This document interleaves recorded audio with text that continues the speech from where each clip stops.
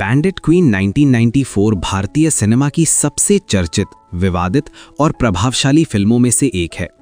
इस फिल्म का निर्देशन शेखर कपूर ने किया था और ये फिल्म वास्तविक जीवन की प्रसिद्ध महिला डकैत फूलन देवी की जीवन कथा पर आधारित है।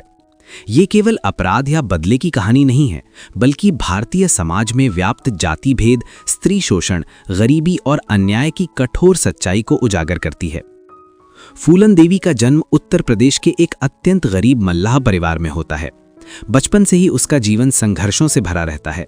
कम उम्र में ही उसकी शादी एक ऐसे व्यक्ति से कर दी जाती है जो उम्र में उससे बहुत बड़ा और अत्याचारी होता है।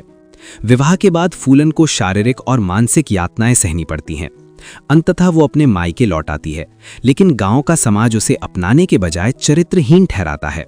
समाज का ये तिरस्कार उसके भीतर विद्रोह की भावना को जन्म देता है। फिल्म में यह भी दिखाया गया है कि किस तरह पुलिस और प्रशासन फूलन के साथ अन्याय करते हैं।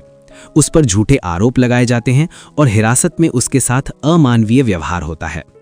बाद में फूलन का संपर्क डकैतों के गिरोह से होता है, जहां उसे फिर से अपमान और हिंसा का सामना करना पड़ता है।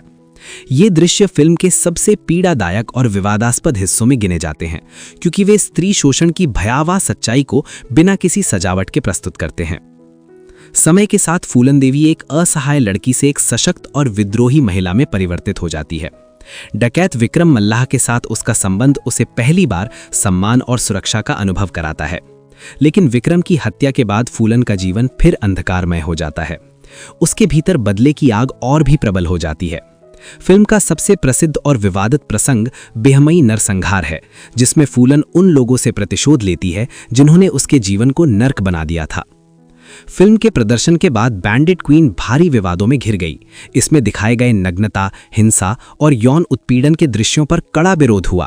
स्वयं फूलन देवी ने आरोप लगाया कि फिल्म में उनकी अनुमति के बिना उनके जीवन को तोड़ मरोड़ कर प्रस्तुत किया गया है। इसके कारण कानूनी मामले भी हुए और कुछ समय के लिए फिल्म के प्रदर्शन पर रोक लगा दी गई।